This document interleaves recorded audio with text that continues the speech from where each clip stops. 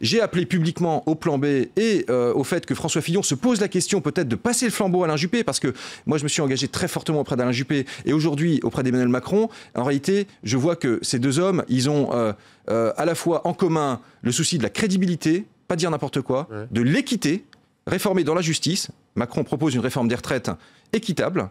Et par ailleurs, le flambeau d'Alain Juppé, c'est Emmanuel Macron. Dans tous les cas, je pense qu'il fait vivre une partie du message d'Alain Juppé, une partie du message, notamment celui sur la France qui se fissure en silence. Parce qu'on a aujourd'hui une France rurale qui se sent reléguée.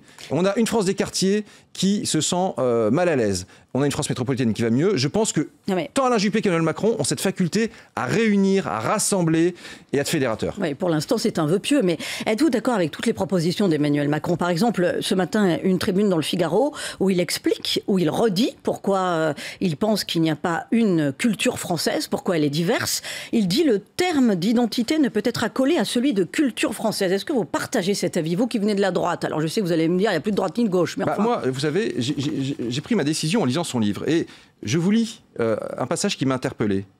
Français, je pense que notre destin est de renouer le fil de cette histoire qui nous voit, depuis plus de 1000 ans, tenir dans le concert des nations cette place incomparable. La France est aimée pour le rang qu'elle tient, la voix qu'elle porte, pour sa culture, sa force, son peuple, sa langue et ses talents. Moi, ça me parle. Emmanuel Macron, il permet de réconcilier effectivement la droite et la gauche.